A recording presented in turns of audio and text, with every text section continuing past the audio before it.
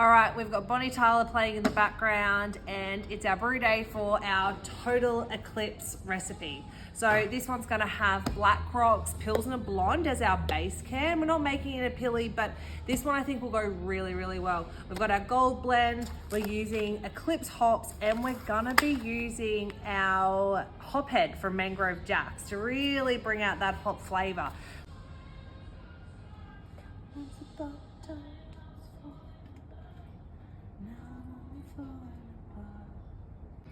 So let's touch on some stuff really quickly. Do you need to use hot water when you're putting down an extract brew? No, not necessarily. The hot water really just means it's not as much work to dissolve the malt. Personally, I don't like using hot water because I don't want to start the beer too hot, like especially when we're using hop head. Its temp range is between 18 and 20. We're already sitting at the moment at 24. We don't want to go too much above that. But this can obviously, if you want to use hot water, you can counteract that by making sure you've got some cold water to put in after you're hot.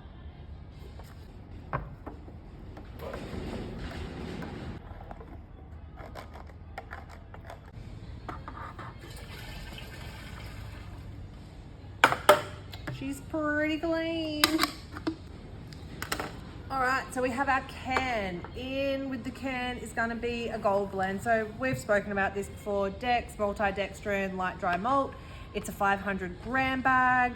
We only brew to 20 liters, and we find that the can and 500 grams gives us a steady mid, and we don't particularly want anything more than that.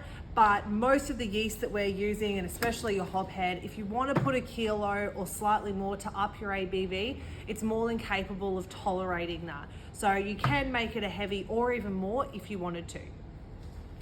All right, so we'll mix all this guy up and then top it up to 20 liters. So hops, now these are gonna be used as dry hops. So Eclipse is a relatively new hop. It's been available to us since about 2020. So it's going to impart some sweet mandarin, zesty citrus peel, and pine note flavor. So a little bit different.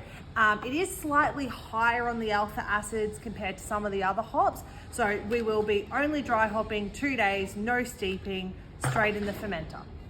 Now, to be fair, if you aren't using hot water, it does take a little bit more time to dissolve your malt. That's why I got such big muscles, hey Sonny? That's right. Heard it here first, folks.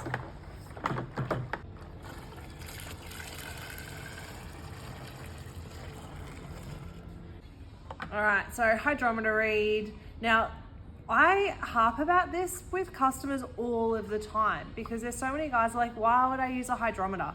For us, the biggest reason for using your hydrometer is to be able to work out your ABV. Now, if you're not overly concerned about that, that's fine, but especially to know that your beer is finishing. So your hydrometer will measure specific gravity, which is a measure of sugar. So how much sugar is left in your beer.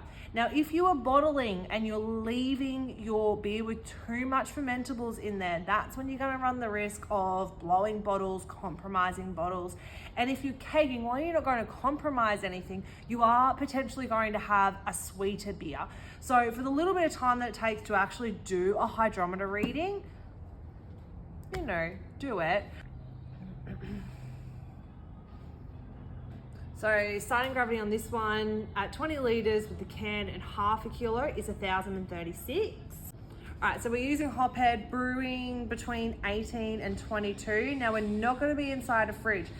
It seems like it's going to be cool enough, but we're Queensland and sometimes the weather doesn't know what it wants to do. So this guy I am going to ferment under pressure. So when you're fermenting under pressure, you can ferment generally about 2 degrees outside of the yeast top temp range. So that's what we're gonna do for this guy. So lids on, because we're fermenting under pressure, I've got my spunding valve. So it's set at about 7-8 PSI, and we will dry hop it in probably 5 to 7 days.